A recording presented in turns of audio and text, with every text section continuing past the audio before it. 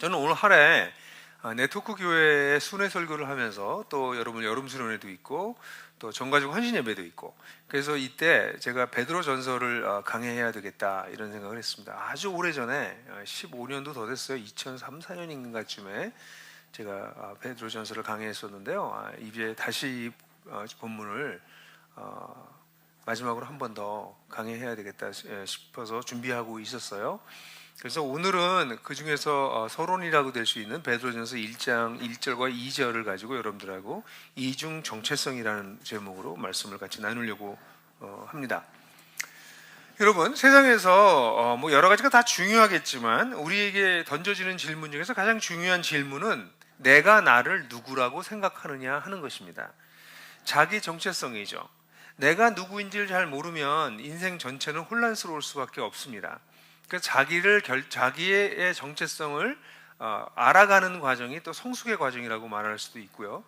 그래서 자기 정체성 매우 중요하죠. 오늘날 같은 시대는 더더욱 중요한 것이 이 자기 결정권이라고 하는 새로운 개념들이 생겨서 나라고 하는 존재는 내가 결정해 라고 해서 성적 정체성까지 본인이 결정하겠다고 할 정도의 시대가 돼서, 어떻게 보면 이렇게 선택권을 자기들이 가지면 자기 정체성이 굉장히 더 선명해질 것처럼 보이지만, 오늘날의 수많은 사람들은 놀랍게도 이런 자기 결정권에도 불구하고 자기 정체성의 혼란에 빠져 있는 것을 보게 됩니다. 사실 자기 정체성이 선명하면 삶도 선명해집니다. 저야말로 자기 정체성의 혼란을 작년 6개월 정도 겪었습니다. 매주 설교하고 매주 여러분들하고 만나고 그렇게 한 20년 살다가 한 6개월 그런 삶을 살지 않으니까 제가 약간의 혼란에 빠졌었어요. 그럼에도 불구하고 제 정체성이 저에게는 좀 있다고 생각해서 그것이 나중에 좀 정돈이 되기도 했지만, 최근에 또 이번에 이렇게 넉 주 동안 이렇게 온라인으로 여러분들하고 만나고 설교를 하면서 제 정체성이 다시 한번 선명해지기도 하고, 그런 상황을 겪으면서 자기 정체성 정말 중요하구나 이런 걸 다시 한번 생각해 봤습니다. 자기 정체성은 한 번 딱 정해지는 것도 아니고요. 세월이 흘러가면서 또 변하기도 합니다.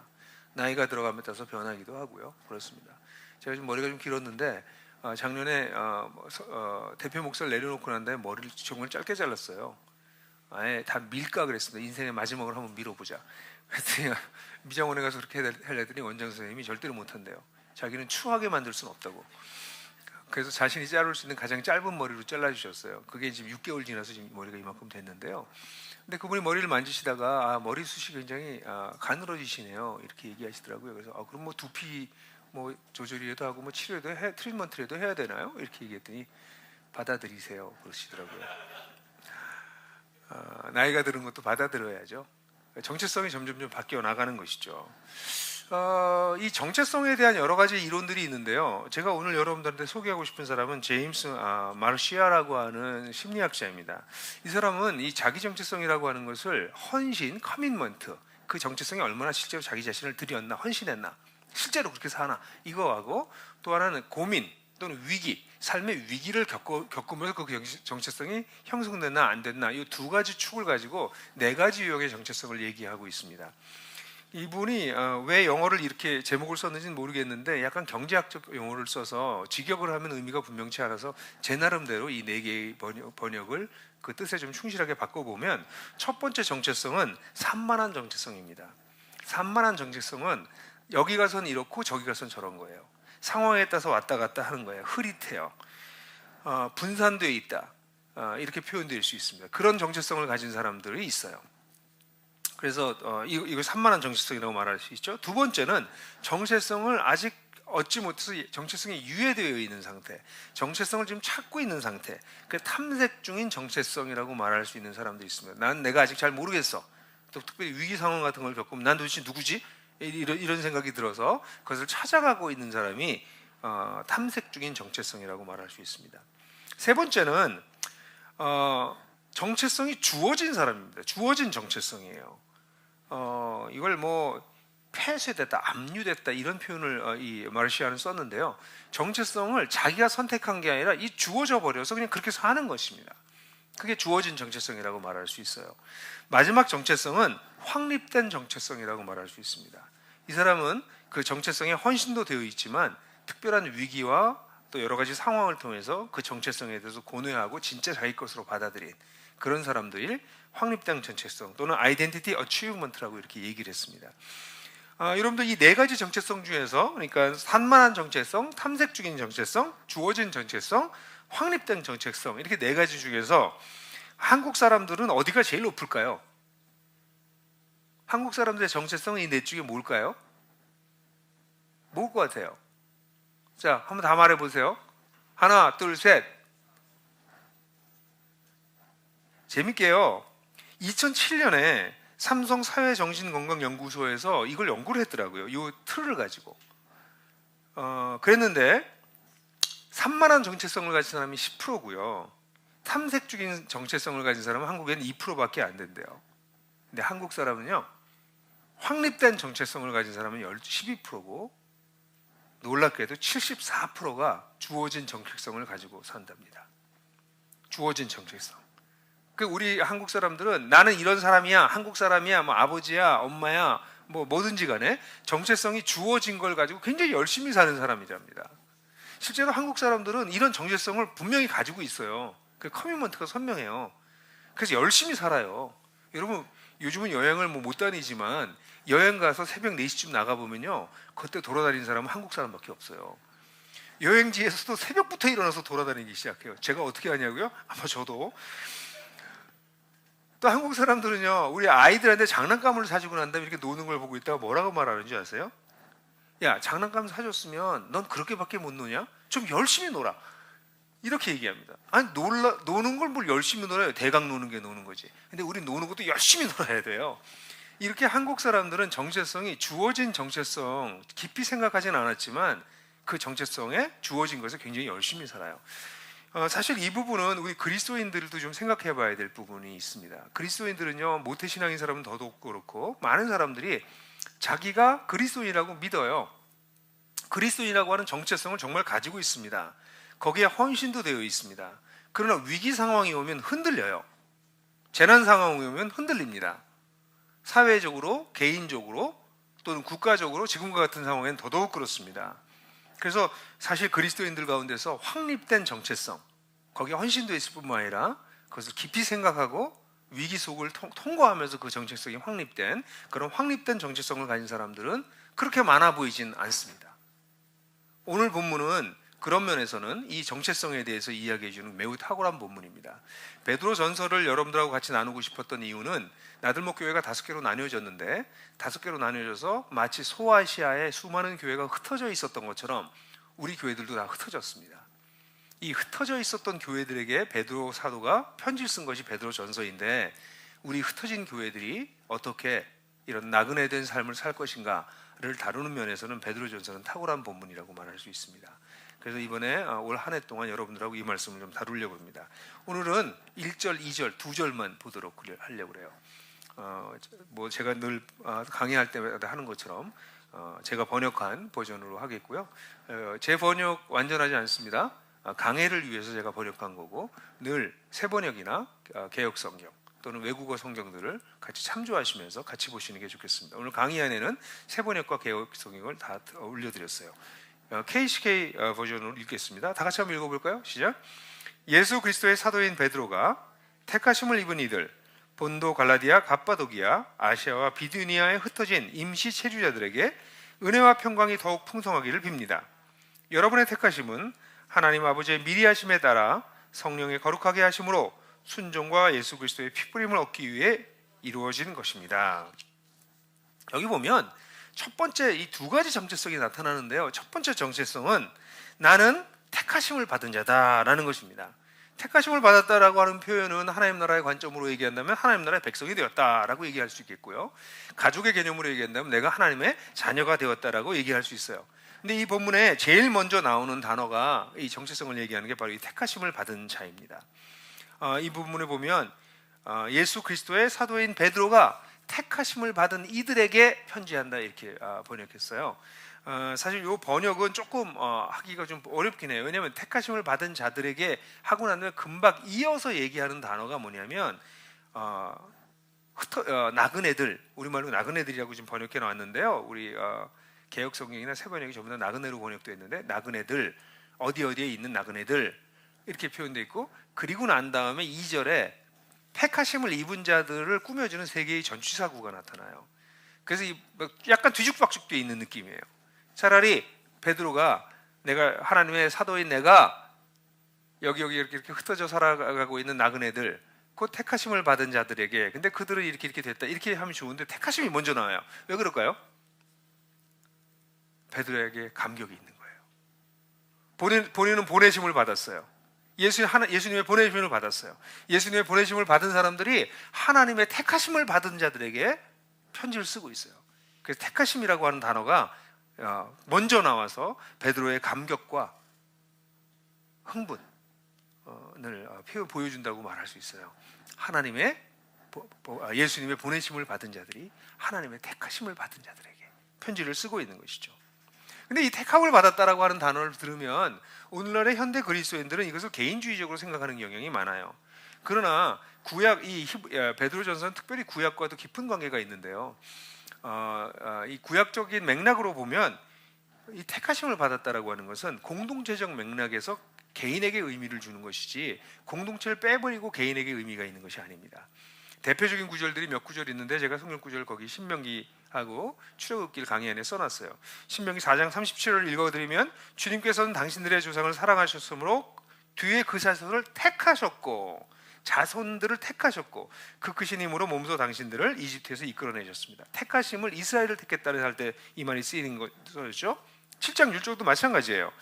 당신들은 당신들의 하나님의 거룩한 백성이요 주 당신들의 하나님이 땅 위의 많은 백성들 가운데서 선택하셔서 자기의 보배로 삼으신 백성들이기 때문입니다. 그러니까 하나님의 택하심을 얘기할 때 주로 개인의 얘기보다는 이 택하심이 공동체를 택하셨다라고 하는 것을 얘기하면서 그 속에서 우리가 택했다라는 그 맥락에서 이해해야 되는 것이죠. 가장 대표적이고 우리가 꼭 기억해야 될 구약 성경에서 꼭 빼놓으면 안 될 구절이라고 할 수 있는 아마 10구절 안에 들어갈까요? 그만큼 중요한 구절이 출애굽기 19장 5절 6절인데 이 구절은 베드로 사도가 2장에서 인용하기도 하는 구절이에요. 이건 같이 한번 읽어볼까요? 강연에 있을 거예요. 시작. 이제 너희가 정말로 나의 말을 듣고 내가 세워준 언약을 지키면 너희는 모든 민족 가운데서 나의 보물이 될 것이다. 온 세상이 다 나의 것이다. 그러므로 너희는 내가 선택한 백성이 되고 너희 나라는 나를 섬기는 제사장 나라가 되고 너희는 거룩한 민족이 될 것이다. 너는 이 말을 이스라엘 자손에게 일러 주어라. 이 본문은 이스라엘 백성들을 하나님께서 택하셨다고 얘기하세요. 하나님의 택하심은 우리 개인 하나하나를 택하는 것보다 너희를 택하는 거예요. 그 공동체를 만드시는 거예요. 그 공동체를 만들기 위해서 우리 하나하나를 택해 주시겠죠. 그러니까 이 공동체를 제외하고 나의 개인적 택하심을 얘기하는 것은 맥락을 잃어버리는 것이에요. 근데 놀라운 것은 이 공동체를 택하신 것도 또 누구를 위해서요? 제사장 나라로 삼으신데요. 모든 민족을 위해서. 이건 뭐예요? 그들만을 위한 것이 아니라 그들 말고 또 다른 민족들, 또 많은 사람들을 염두에 두시고 이들을 택하시는 거예요. 이게 하나님께서 하시는 것입니다. 실제로 오늘날 한국의 기독교가 탐욕적인 기독교가 되는 것, 자기의 욕망을 채우는 것을 부추기는 종교가 돼버린 이유는 이렇게 이기적이고 개인주의적인 구원론을 가지고 있기 때문에 그래요. 하나님 우리를 택하실 때는 공동체를 생각하고 택하셨고 그 공동체조차 세상을 생각하고 택하셨다는 것이죠. 이런 맥락을 잃어버리게 되면 기독교는 매우 개인주의적이고 탐욕적인 종교로 퇴락할 수밖에 없는 위험성이 있는 것이죠. 자, 일단 택하심의 기본적인 개념을 잡으셨다면 이 본문의 탁월성은 이 택하심을 신학적으로 설명해 준다는 것이에요. 2절에 나와요. 2절에 그래서 제가 번역할 때는 괄호를 넣고 이 택하심은 이렇게 하고 표현했죠. 여러분의 택하심은 세 가지가 나와요.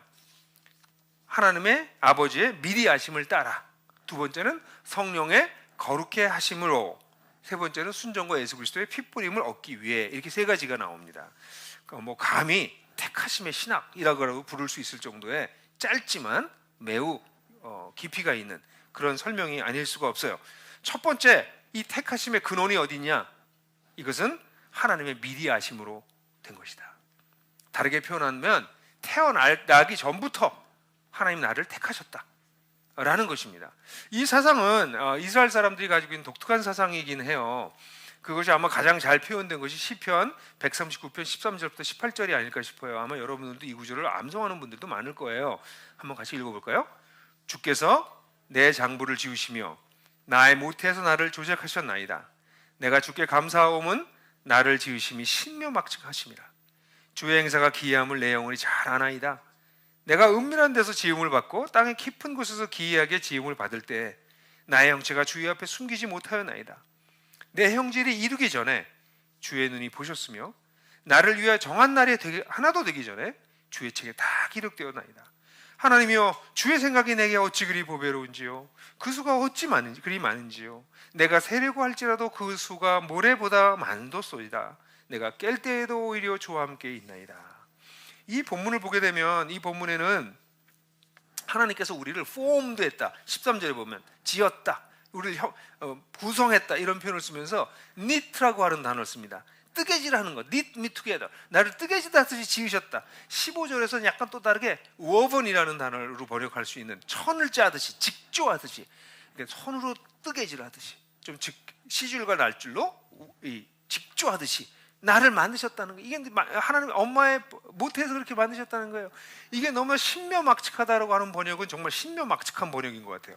왜냐면 이 단어는 fearfully and wonderfully 뭐 이렇게 번역을 할 수 있어요. 정말 두렵게, 경외스럽게, 그리고 정말 놀랍게 나를 지으셨다는데 우리말로는 그걸 신묘막측이라는 단어로 표현했는데 어감이 참 좋은 것 같아요.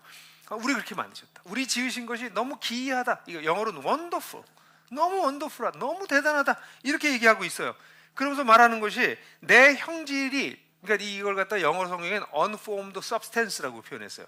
나의 이 형질, 내 본질이 아직 형성되기도 전에, 내가 태어나기도 전에 내 인생을 알고 계셨고 그게 생명책에 기록되어 있었다, 이런 얘기를 하는 거예요. 이게 무슨 얘기입니까? 성경은요, 우리가 엄마의 뱃속에서 나올 때 그때 존재한다고 얘기하지 않아요. 단순히 엄마의 뱃속에서 난자와 정자가 만났을 때 그때 생명이 생긴 것도 아니라고 그래요. 그 전부터, 그래서 창세전에 미리 아신 바 되었다라는 표현을 쓰는 게 우주가 창조되기 전부터 하나님이 우리가 그 마음속에 계셨다는 것이에요. 여러분, 이게 상상이 되세요? 저는요, 제가 이제 이 생물학 뭐 이런 걸 좀 알아서 나는 8월 19일 제 생일이 8월 19일이에요. 8월 19일 날 태어나서 그때 존재한 게 아니라 그 전에 우리 엄마 아빠가 사랑하면서 그때 정자와 난자가 합쳐졌을 때 내가 됐구나. 내 생일을 이렇게 딱 돌아보면서 이렇게 해보니까요, 저희 어머니 아버지가 신혼여행 갔을 때더라고요. 제가 한이문 베비예요 보니까. 근데 저희 어머니 아버지가 온양에서 신혼여행 하셨거든요. 온양 관광 호텔에서. 그때는 온양에 많이 가셨나 봐요. 그래서 저는 온양을 가면요, 여기가 내가 존재가 시작되는 곳이야. 제가 한번 그 온양 관광 호텔도 지나가 봤는데요, 보면서 이곳이 바로 내가 존재하는 곳이야, 이렇게 생각했거든요. 그것도 굉장히 감격적인 일이죠. 근데 이 성경을 보니까 그 이상이라는 거죠. 그 이전에, 우주가 만들어지기 전에 내가 존재했대요. 어디에? 하나님 마음에.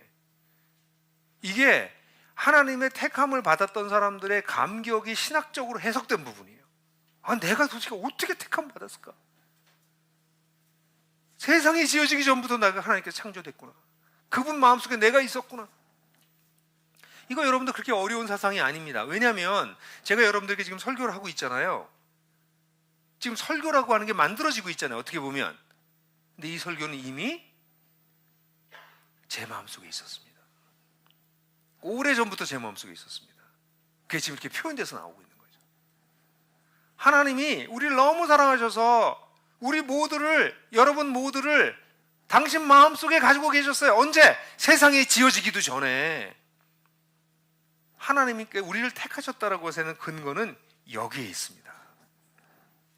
근데 그런 마음을 가지고 계시다가 우리 같은 죄인들이 어떻게 그분의 택함을 받을 수 있을까요? 그 방법이 무엇일까요? 성령의 거룩하게 하시는 역사를 통해 라고 표현하고 있습니다.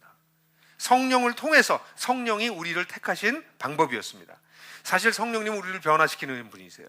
우리 중생으로부터 시작해서 우리 일상 속에서 하나님을 닮아가는 그 거룩함에 이르게 하는 모든 일에 개입하시는 분이 성령님이십니다. 근데 이 본문에서는 특별히 회심하게 하는 역사에 집중되어 있어요. 거룩하게 하시는 성령의 역사를 통해 이거는 특별히 후에도 계속 주님을 닮아가지만 우리를 택하실 때 죄인이었던 우리가 거룩해질 수 있도록 하나님께서 성령께서 우리를 회심시키셨다는 것입니다.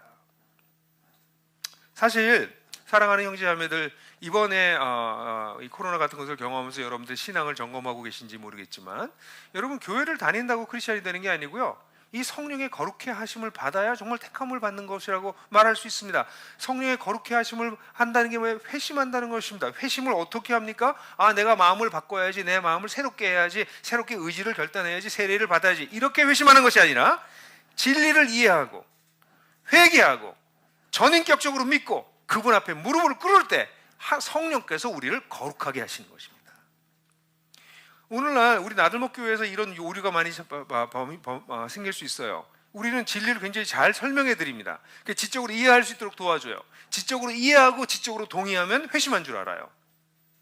아니에요. 지적으로 회심과 동의는 지적으로 끝난 것입니다.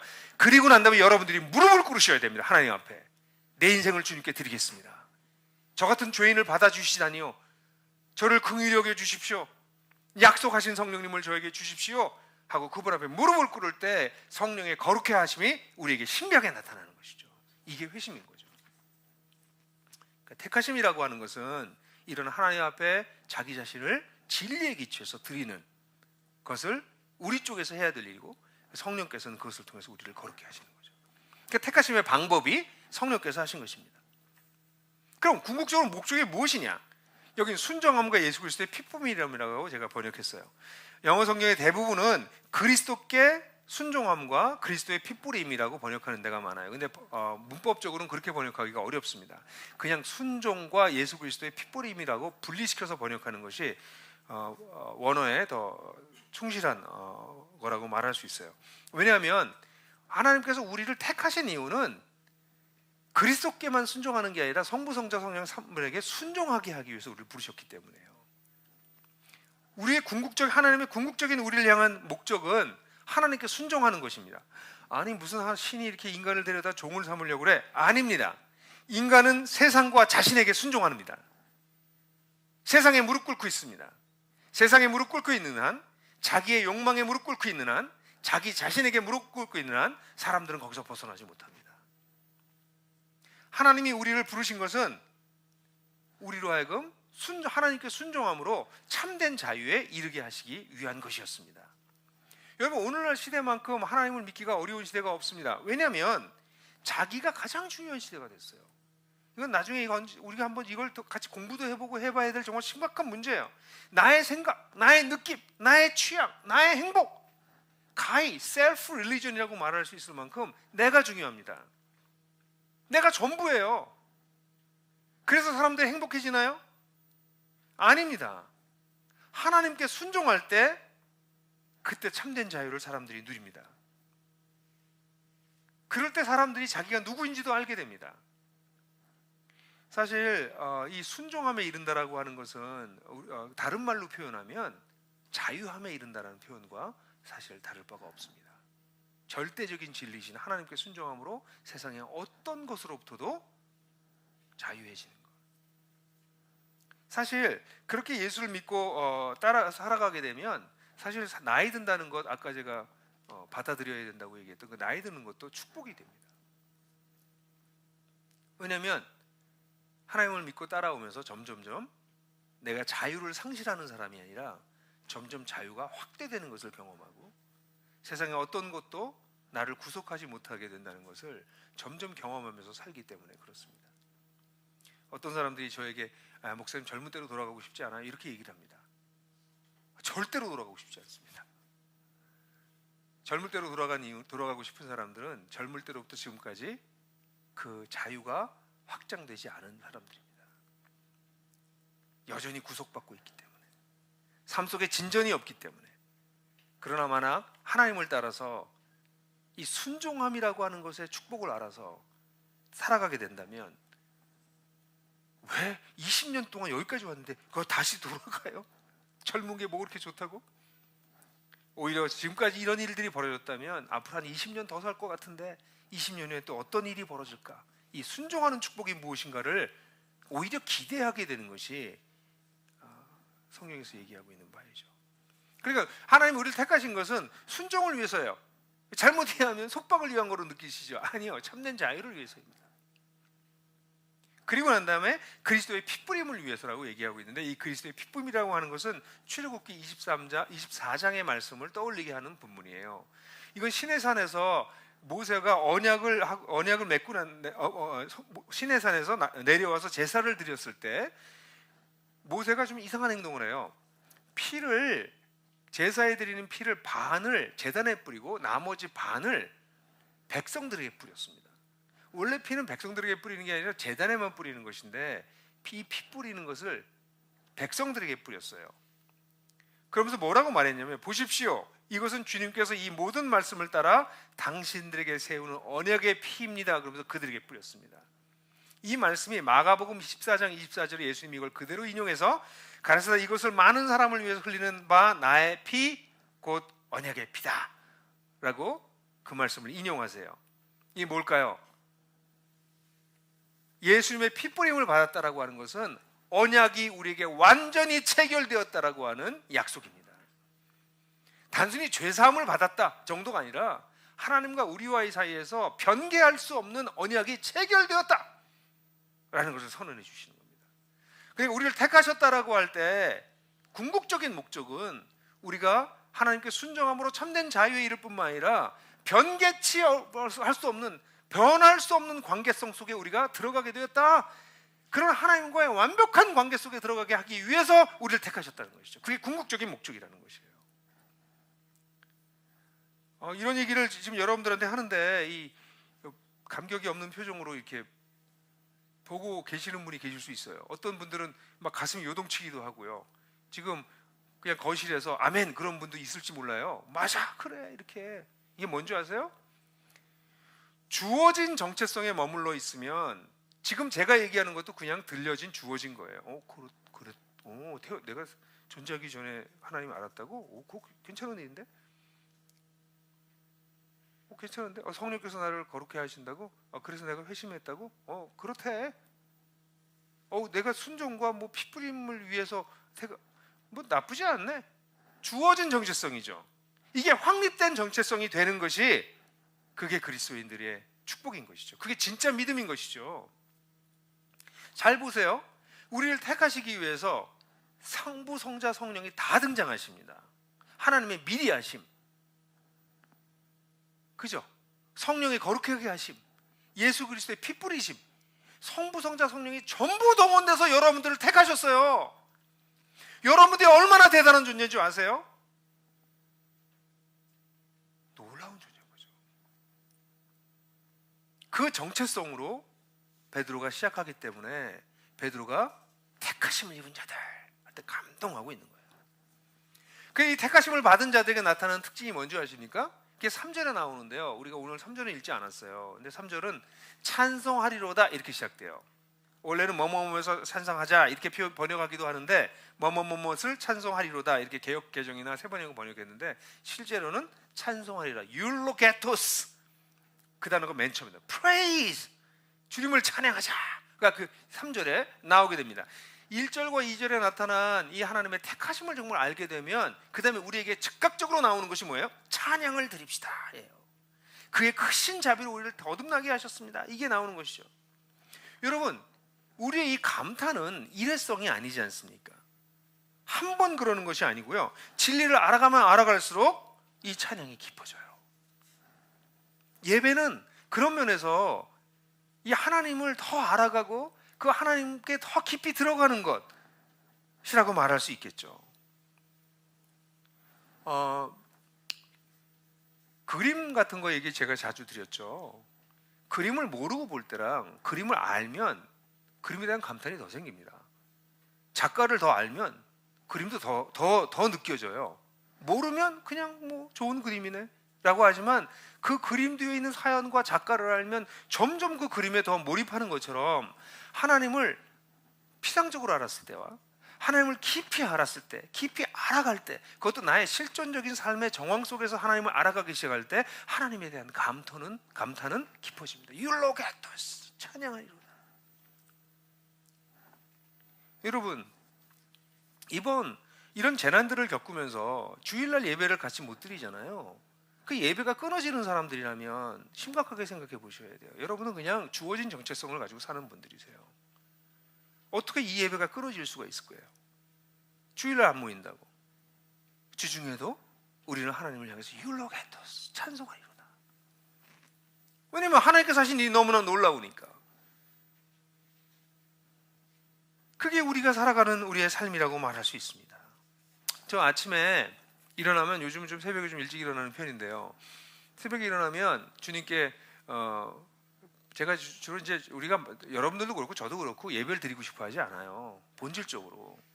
그래서 주일날 제가 아침에 새벽에 하는 거는 제 기도 자리에서 초를 켜거나 어떤 데 향을 켜거나 그래서 좀 마음의 자세를 잡아요. 그냥 이렇게 기도하는 것보다는 그게 훨씬 저에게 유익하더라고요. 새벽 5시나 깜깜할 때 아직도 초나 향을 켜고, 그리고 이제 기타를 잡고 앉아요. 그리고 주님께 여쭤요. 가끔 주님 무슨 노래 불러드릴까요? 그리고 제 마음에 떠오르는 노래가 있으면 그 노래를 불러요. 근데 늘 그렇지만은 않아요. 노래하고 싶지도 않고 아무것도 하기 싫어요. 어떤 때 너무 심할 때도 있어. 그럴 때는 차라리 음악을 틀어요. 뭐 이게 찬양하는 좋은 찬양곡 몇 개 있거든요. 아, 주님 오늘은 우리 홍순관 들으세요. 아, 제가 찬양하고 싶지가 않아요. 주님 홍순관 잘하니까 그냥 들으세요. 근데 그 친구의 찬양을 이렇게 듣다 보면 그거 끄고 제가 찬양하고 싶어져요. 왜? 그 찬양이 저로 하여금 진리를 다시 보게 도와주기 때문에. 예배는 그런 거예요. 그분이 하신 일을 바라볼 때 예배가 나오는 거죠. 그래서 언제나 예배하고 싶어서 예배하는 게 아니라 예배하기 싫은데 예배하다가 예배하게 되는 거예요. 그게 예배입니다. 그래서 여기서도, 이 본문에서도 사도 바디로는 하나님께서 하신 택하심을 얘기하고 난 다음에 찬송하리로다 하고 예배로 그대로 넘어가는 것이죠. 그래서 제가 이 찬양, 이 설교를 준비하면서 이 세 가지의 전치사 구를 가지고 노래를 약간 개사를 해서 부른 게 있어요. 여러분 한번 같이 불러볼까요? 보혈을 지나 하나님 품으로, 그 찬양이죠? 그걸 가사를 좀 바꾸면 이렇게 부를 수 있어요. 내 마음을 새롭게 하네. 찬양을 더 하고 싶지만 여기서 좀 절제해야죠. 찬양은 그렇게 나오는 거죠. 하나님께서 하신 일을 기억하면서 거기서 우리가 하나님을 예배하게 되는 거죠. 이게 택하심을 받은 사람의 첫 번째 특징이에요. 두 번째 택하심을 받은 사람의 특징은 2장 9절에 나오는데요, 아까 우리가 읽었던 출애굽기의 말씀이죠. 베드로전서 2장 9절을 한번 읽어볼까요? 시작. 그러나 여러분은 택하심을 받은 족속이요 왕과 같은 제사장들이요 거룩한 민족이요 하나님의 소유가 된 백성입니다. 그래서 여러분을 어둠에서 불러내어 자기의 놀라운 빛 가운데로 인도하시는 분의 업적을 여러분이 선포하는 것입니다. 우리가 택하심을 받게 된 게 뭐예요? 어둠에서 불러내서 자기의 놀라운 빛 가운데로 인도하시는 하나님의 그 업적, 하나님의 덕을 선전하는 것, 선포하는 것이 택하심을 받은 자의 특징입니다. 당연하지 않겠어요? 이런 놀라운 택하심을 받으면 하나님께 찬양 드리고, 이 놀랍게 하신 일을 사람들에게 어찌 자랑하지 않고 있을 수 있냐는 거죠. 그러니까 사람들에게 우리를 어둠 가운데서 빛으로 인도해 내신 것에 대해서 자랑하기 시작하는 거죠. 너도 이 하나님을 만났으면 좋겠어. 나와 함께 이 하나님을 따라가지 않겠니? 나와 함께 하나님께서 하시는 일에 같이 동역해 보지 않겠어? 우리 인생 의미 있게 같이 한번 살아보자. 이런 얘기들을 하고 싶어지는 것이죠. 저는 저의 동년배들, 제 친구들을 보면 제가 그들 친구들과 다른 종류의 삶을 살고 있습니다. 근데 그들 친구들, 제가 어릴 때 저보다 훨씬 더 똑똑했습니다. 배경도 더 좋았던 것 같습니다. 훌륭한 자질들도 많았습니다. 근데 제가 예수를 믿고 난 다음에 다른 것이 있다면 제가 빛 가운데 들어와서 살았어요. 저도 물론 헤맸지만 빛이라고 하는 것에 들어와 살았기 때문에 덜 헤맸어요.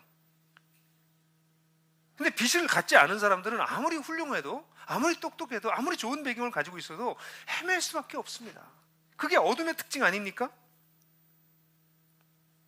여러분, 하나님께서 우리를 먼저 부르셨어요.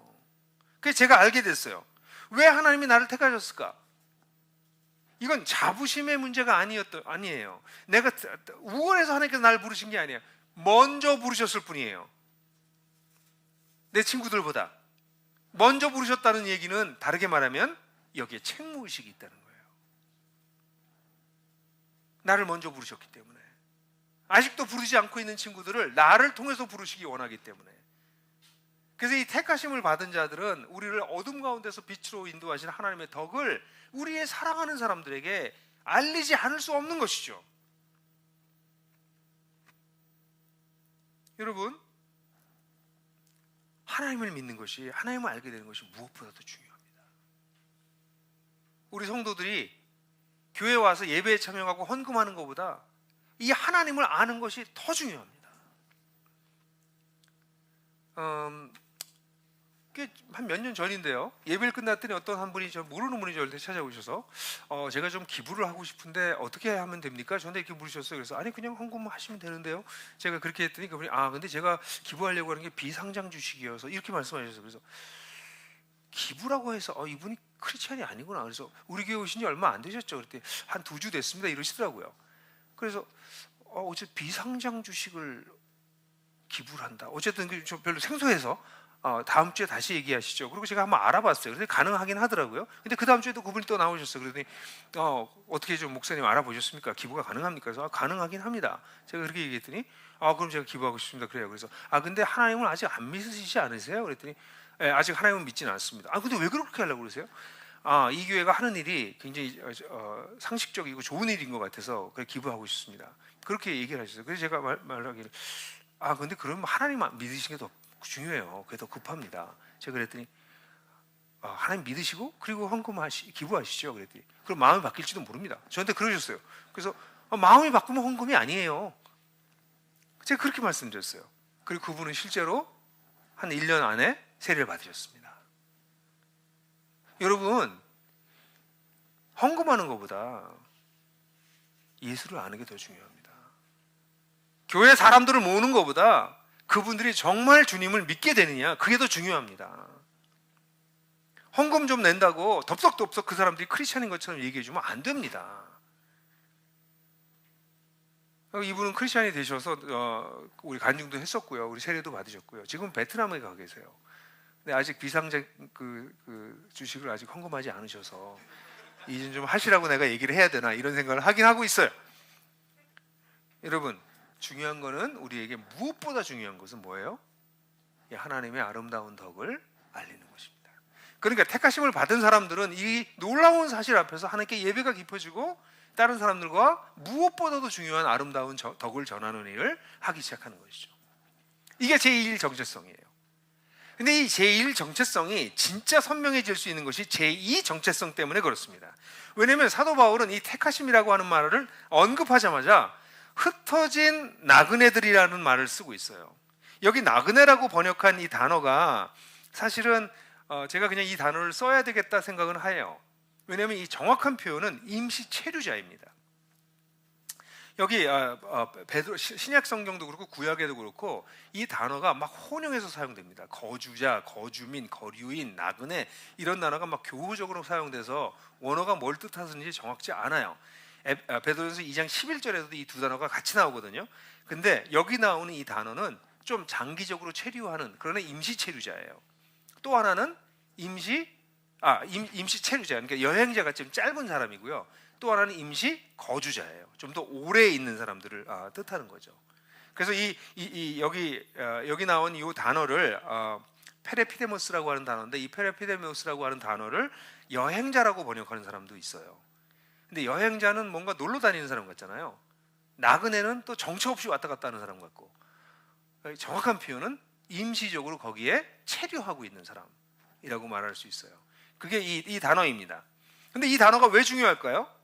우리의 정체성이 주어진 정체성이 아니라 확립된 정체성이 되게 만드는 중요한 부분이 바로 여기 있기 때문에 그래요. 조금 전에 얘기한 택하심이라고 하는 얘기는 사실 신앙적 고백으로 얘기할 수 있어요. 신앙적 영역에서 이루어져요. 그런데 그 신앙이 실제로 실행되는 곳이 어디예요? 바로 여기 나와 있는 그런 여러 지역에 흩어져서 임시 체류하고 있는 것, 여기서 나타나기 때문에 그래요. 여기 소아시아에 흩어진 임시 체류자, 라는 단어를 보면 그 당시는 역사적 상으로는 AD 한 62년 정도 될 거라고 보는데요. 공식적 박해는 아직 시작되지 않았지만 비공식적 박해가 점점점 생겨나고 점진적으로 박해가 커져서 나중에는 도미티안 황제 같은 때는 전국적으로 이게 퍼져요. 그건 AD 90년 될 때까지 지나고 난 다음인데 이미 박해가 부분적 국지적 박해가 시작되고 있는 그런 때였어요. 이건 소아시아였죠. 사회적으로 어땠겠어요? 크리스찬들은 아주 마이너리티였습니다. 아주 적은 사람들이었어요. 세속 사회 속에서 세상의 가치관 속에서 살아가고 있는 그런 사람들이었습니다. 그들에 대해서 사회는 일반적으로 베드로전서 읽어보시면 아시겠지만 적대적이었습니다. 물론 사회 자체가 혼란스러웠습니다. 여러분, 하나님이 없는 세상은 혼란스럽지 않은 척하지만 늘 혼란스러운 거예요. 최근에 겪고 있는 이런 재난과 위기 상황을 보면 굉장히 혼란스럽잖아요. 별로 놀라지 않으셔야 돼요. 그건 원래 그랬던 것인데, 원래 혼란스러운 것인데 혼란스럽지 않은 척하고 돌아가고 있다가 위기적 상황이 생기면 그 혼란이 가중돼서 보일 뿐 실제로는 그 혼란이 그냥 있었어요. 다 있었던 문제들입니다. 저는 그걸 가볍게 여기자는 얘기가 아니에요. 그것이 우리가 살고 있는 세상이라는 것입니다. 우리가 흩어져서 살고 있는 것이 바로 그런 곳이라는 것입니다. 전 세계적인 위기가 와서 전 세계가 이렇게 셧다운되는 것 같은 경험은 많이 경험하지 않지만 실제로 전 세계는 늘 위기 가운데 있어 왔어요. 그 속에 임시 체류자들이다. 이게 크리스찬의 두 번째 정체성입니다. 거기에서 영원히 사는 사람들이 아니라 잠시 있다 떠난다는 것이죠. 잠시 체지한다는 것이죠. 잠시 머문다는 것이죠. 여행객과 유학생이 비슷하지 않을까? 여러분, 여행객을 생각해 보세요. 여행하는 사람들이 아무거나 다 하나요? 여행 간 목적만 딱 하지 가서 하고 싶은 거 다 하지 않습니다. 유학생이 만약에 유학을 가서 잠깐 임시 체지하는 동안에 자기가 해야 될 일을 하지 않고 하고 싶은 거 다 하면 졸업 못 합니다. 임시 체지자는 자신이 소속이 체지하는 곳에 있지 않다는 것을 아는 사람입니다. 거기에 맞춰 삽니다. 뉴질랜드 가면 우측 통행이 아니라 좌측 통행입니다. 핸들이 다른 데 있어요. 오른쪽에 있어요. 거기 맞춰 살아야 됩니다. 그러나 거기 속해 살지는 않습니다. 그 가치관에 세뇌지도 않고 그 가치관에 종속되지도 않습니다. 사랑하는 형제자매 여러분, 엘렉토이스라고 하는 단어가 택함을 받았다는 것이 하나님의 행위로 말미암아 된 것이라면 흩어진 이 나그네로 흩어진 그 세상 속에서 경험하는 것은 바로 우리들의 실존의 모습입니다. 우리는 임시 체류자예요. 근데 얼마나 많은 그리스도인들이, 얼마나 많은 사람들이 임시 체류자라는 걸 잊어버렸나요? 그리고 우리가 사는 세상이 영원히 사는 세상이라고 생각하고 있나요? 아닙니다. 우리는 하나님 없다고 이야기하는, 하나님에 대해서 적대적인, 이제 하나님의 가치를 얘기하면 비웃는 그런 문화 속에 임시 체제하고 있는 자들입니다. 우리는 여기 속해 있지 않습니다. 그리고 이 속에서 싸워내며 살 때 우리의 정체성이 선명해지는 겁니다. 주어진 정체성이 아니라 확립된 정체성이 생기는 곳은 교회 예배당이 아니라 우리가 살고 있는 삶의 현장입니다. 여러분의 직장입니다. 여러분의 학교입니다. 여러분 동네입니다. 여러분 가정일 수도 있습니다. 거기서 우리의 정체성이 확립되는 것이지, 예배당에 모여서 기도할 때는 그냥 좋죠. 그건 놀라운 진리죠. 근데 그게 진짜가 되는 곳이 바로 소아시아에 흩어져 있었던 나그네들, 임시 체류자들에서 나타나듯 우리가 살고 있는 세상이라는 것이죠. 그럼 이 임시 체류자의 삶의 특징은 뭘까요? 베드로전서 1장 17절을 보면 첫 번째는 같이 한번 읽어볼까요? 시작. 그리고 사람을 겉모양으로 판단하지 않으시고 각 사람의 행위대로 심판하시는 분을 여러분이 아버지라고 부르고 있으니 여러분은 나그네를 삶을 사는 동안 두려운 마음으로 살아가십시오. 여기 하나님을 나그네로 삶을 사는 동안, 임시 체류자로 살아가는 동안 뭐 해야 돼요? 우리가 하나님을 두려워하는 것입니다. 하나님을 두려워한다는 것은 공포에 떤다는 것이 아닙니다. 하나님을 경외하는 것, 하나님을 하나님으로 여기는 것입니다. 이건 다르게 말하면 하나님께 책임성 있는 삶을 산다는 것을 말합니다.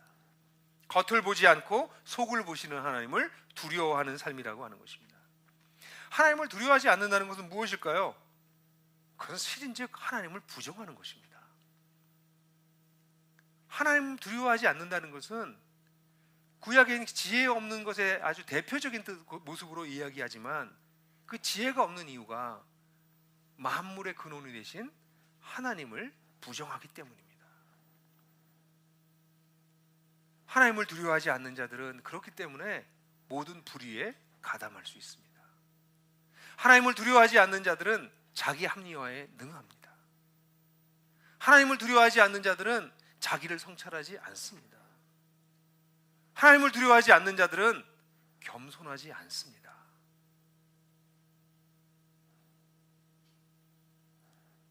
자기가 늘 오르니까요. 그래서 하나님을 두려워하지 않는 자들은 성장하지 않습니다. 오히려 하나님을 두려워하는 자들이 성장하며, 하나님을 두려워하는 자들이 겸손해지며, 하나님을 두려워하는 자들이 자유해집니다. 그러니까 너희가 나그네로 사는 동안, 소아시아에 흩어져서 임시 체류자로 사는 동안, 서울에, 경기에, 어디에서든지 너희가 흩어져서 나그네로 임시 체류자로 사는 동안 하나님을 경외해라. 하나님을 두려워해라. 왜냐하면 그분이 우리의 속을 보시는 우리의 아버지시니까. 그게 임시 체류자들이 갖게 되는 가장 기본적인 자세입니다. 두 번째는, 나그네의 삶의 특징의 두 번째는 베드로전서 2장 11절 12절에 나오는데요. 같이 한번 읽어볼까요? 시작. 사랑하는 여러분, 나는 나그네와 거류민 같은 여러분들에게 권합니다. 영혼을 거스려 싸우는 육체적 정욕을 멀리하십시오. 여러분이 이방 사람 가운데서 행실을 바르게 하십시오. 그렇게 해야 그들은 여러분들어 악을 행하는 자라고 욕하다가도 여러분의 바른 행위를 보고 하나님께서 찾아오시는 날에 하나님께 영광을 돌릴 것입니다. 여기 나오는 나그네와 거류민이 두 단어가 같이 나오는데 앞에 나온 단어가 파로이코스라는 단어예요. 이거는 임시 체제자, 더 좀 오래 있는 사람. 뒤에 나오는 파레피데이모스라고 하는 단어, 아까 1장 1절에 나왔던 그 단어인데, 거긴 또 여기는 거류민으로 번역했잖아요. 바꿔서 번역했어요. 그러니까 이제 헷갈릴 수밖에 없죠. 근데 요 단어는 임시 체류자, 잠깐 거하는 사람. 임시. 그래서 제가 한번 번역한다면 임시 거주자, 임시 체류자 이렇게 둘로 나눠야 되나 이렇게 생각을 하는데 적당한 표현은 아니에요. 둘 다. 우리가 이렇게 많이 쓰는 단어는 아니니까. 그래서 어쨌든 잠깐 거하든 오래 거하든 다 임시로 있는 너희들에게 권한다는 거죠. 근데 권할 때 어떻게 해요? 영혼을 거스려 싸우는 육체적 정욕을 멀리하십시오. 그러면 이거 영혼을 거스려 싸우는 육체적 정욕은 주로 뭐 거짓말을 하거나 음욕을 품거나 이런 다른 사람 속이거나 주로 이런 것들로 생각할지 몰라요. 그런데 12절에 곧바로 이어서 나오기를, 여러분은 이방 사람들 가운데서 행실을 바르게 하십시오. 그리고 난 다음에 13절에는 사회 속의 제도 속에서 어떻게 할 것인지, 18절부터는 하인으로서 어떻게 살지, 3장 1절부터는 아내로서 어떻게 살지, 3장 7절부터는 남편으로 어떻게 살지를 얘기하고 있어요. 그러니까 여기서 육체적 정욕을 멀리하라고 하는 단어는 우리가 가지고 있는 이 청교도적인 개념이나 도덕주의적 개념에서는 내 속에 있는 도덕적인 죄를 생각하는지 모르는데, 이 본문에서 얘기하는 육체적 정욕은 뭐냐면 그곳에서 잠시 체류하는 동안에 여러 관계 속에서 네 멋대로 살지 말라 이 얘기예요. 그곳에서 책임을 다하는 삶을 살라는 것이에요. 이건 단순히 도덕주의를 얘기하고 있는 것이 아니에요. 여기서 육체적 정욕을 멀리한다라고 하는 것은, 이 본문의 맥락에서 보는 것은 우리가 처해져 있는 수많은 사회적 관계 속에서 네 멋대로 살지 말고 하나님의 뜻에 따라 살아라. 사회 속에서 하나님의 뜻에 따라 살아라. 직장에서 하나님의 뜻을 따라 살아라. 가정에서도 하나님의 뜻을 살아라. 이게 세 가지 영역을 이 본문에서 얘기해 주고 있다는 것이에요. 여러분, 그리스도인의 삶은 결국 삶의 현장, 관계성 속에서 나타납니다. 우리 사회에서 그리스도인으로서 나는 어떻게 살 것인가? 하나님을 아는 자로서 어떻게 살 것인가? 내 직장, 우리 가정, 삶의 터전에서 시민사회 속에서, 가정에서 또는 싱글로 어떻게 살 것인가? 육체적 욕망을 따르지 아니하고 하나님을 경외함으로 살아가는 그 대안적 삶이 무엇인가? 그것을 고민하는 것이죠. 사랑하는 형제자매 여러분, 우리가 모여서 가정교회로 모일 때 뭐 하는 겁니까? 가정교회로 모여서 우리가 나누는 것이 바로 이 대안적 삶을 살고 있는지에 대한 격려입니다. 피자 사랑과 선행을 박차를 다하듯 격려하며, 이게 그것입니다. 우리가 그런 대안적 삶을 살아내고 있는가라는 것을 서로에게 질문해 보는 것이죠. 그렇게 우리가 살아갈 때 어떤 일이 나요? 사람들이 우리를 욕을 해요, 처음에는. 그런데 우리들의 바른 행위를 보고 훗날 하나님께 영광을 돌리게 될 것이다 라고 얘기하고 있어요. 아, 이게 정말 진실이었구나, 이것이 진짜 우리가 쫓아야 될 대안이었구나 라는 것을 보여주는 날이 올 것이라는 거죠. 그러니까 베드로전서를 이렇게 보게 되면 우리가 이중 정체성을 가지고 살아가는데, 우리가 소아시에 흩어진 자로 살아가게 될 때 어떤 일이 벌어진다고요? 우리 현장에서 살아가게 될 때 우리는 하나님을 향해서는 하나님을 두려워하고,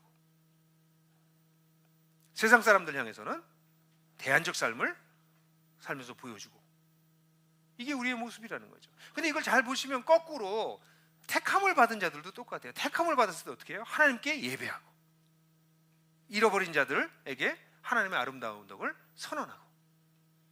그러니까 우리가 택함을 받은 자든 흩어진 임시 체류자든 이 두 가지 정체성을 다 갖게 될 때 우리는 하나님을 예배하고 율로게토스, 그리고 하나님을 두려워하고, 세상 사람에게 복음을 전하며 세상 사람들에게 대안적 삶을 사는 것이 바로 이중 정체성을 가지고 있는 사람들의 모습이라는 것이죠. 여러분들 오늘 지금 예배를 드리고 계시잖아요. 예배를 구경하시는 분들 계실 거예요. 하다가 보시다가 나가시고 끄고 나가셨을 분은 지금 안 보고 계시겠군. 끄고 나갔으니까. 나갔다 들어오셨나 다시? 예배를 구경하시니까. 그러니까 여러분들의 정체성은 여기서 예배자가 아니라 구경꾼이 되신 거예요. 그걸 여러분이 나는 예배자예요, 나는 크리스찬이에요 하고 주어진 정체성을 얘기하셔도 여러분들은 확립된 정체성에 아직 이르지 않으신 거예요. 사회가 혼란스럽고 세상이 무섭고 두려움에 떨고 있어요. 많은 사람들이. 이 속에서 하나님이 우리를 택하신 분이라고 하는 것 좋죠. 들어보면 재밌고 신나죠. 근데 그런 두려움을 없애고 오히려 선을 행하는 일들을 위해서 열심으로 수고하지 않는다면 우리는 확립된 정체성을 가지지 못한 아직 부족한 부분이라고 볼 수 있겠죠.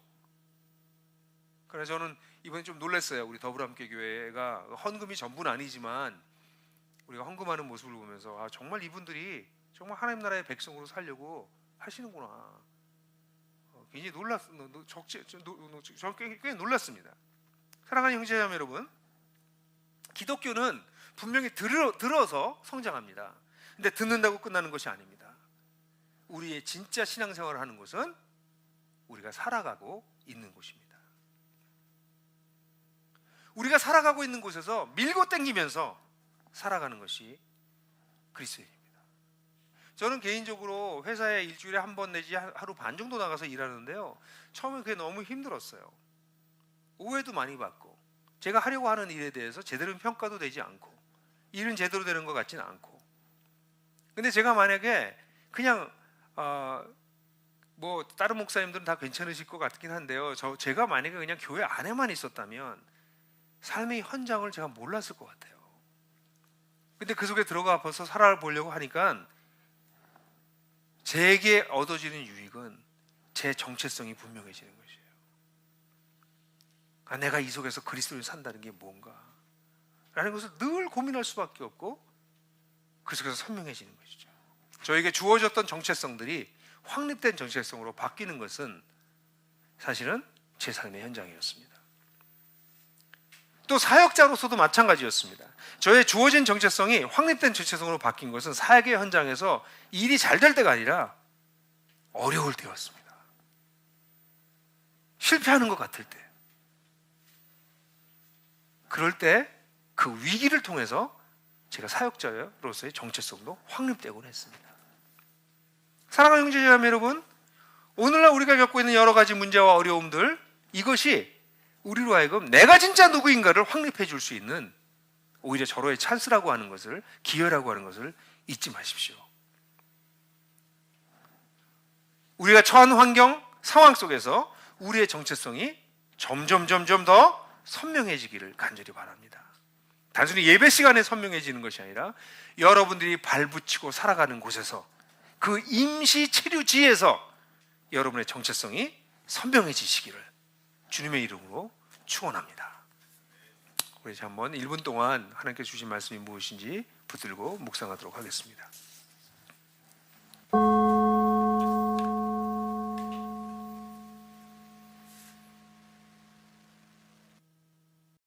영상이 도움이 되셨다면 지금 다른 분들과 공유해 보세요. 그리고 하나복 채널을 구독하시면 저희가 새로운 영상을 계속 업데이트하는데 그것을 먼저 만나보실 수 있습니다.